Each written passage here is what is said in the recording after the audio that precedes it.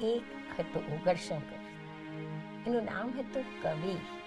એકવાર એ દર્પણ લઈને સુરદાસાના ગામે ગયો. કહે, લ્યો તમને તમારો ચહેરો બતાવો, લો તમને તમારી જ ઓળખ કરાવો. ઉઘડને કોણ કહે કે પહેલા સુરદાસોને દ્રષ્ટિ આપો, પછી તારો અરીસો એ લોકોને કામ લાગશે. એક હતો બોખડશંકર. એનું નામ હતું આર્ષદ્રષ્ટા. એ સુરદાસોના ગામે જઈ ચડ્યો. એણે પ્રેમથી સુરદાસોના હાથ સાહી લીધો અને આર્ષદ્રષ્ટાએ સુરદાસોને એક હાથ પકડીને પોતાના ચહેરા પર ફેરવડાવ્યો અને આર્ષદ્રષ્ટાએ સુરદાસનો બીજો હાથ સુરદાસના પોતાના ચહેરા પર ફેરવડાવ્યો.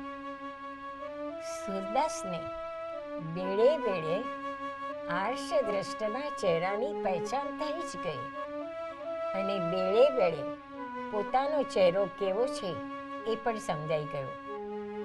આ બે ચહેરાની સામ્યતાને સુરદાસોએ પહેચાની લીધી. સુરદાસોને પોતાના ચહેરા વિશે પણ જ્ઞાન થઈ જ ગયું અને આ હું અને આ તું કહે છે કે સુરદાસોને દ્રષ્ટિ લાદી જ ગઈ. સુરદાસોએ તુંને ઓળખી લીધો અને તેમને હુંની પણ ઓળખ થઈ ગઈ.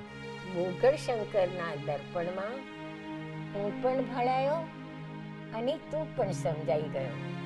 સુરદાસોને દર્પણ કઈ રીતે બતાવવું એની મથામણ કરતા ઓઘડને જઈને બોઘડની આ રીત કોણ કહેશે? અરે રામ, ઓઘડને કહેવા માટે તો આ વાત માંડી છે. ઓઘડે સાંભળવું કે નહીં, સમજવું કે નહીં, એ મુજબ આચરણ કરવું કે નહીં, એ ઓઘડ જાણે, હું ન જાણું.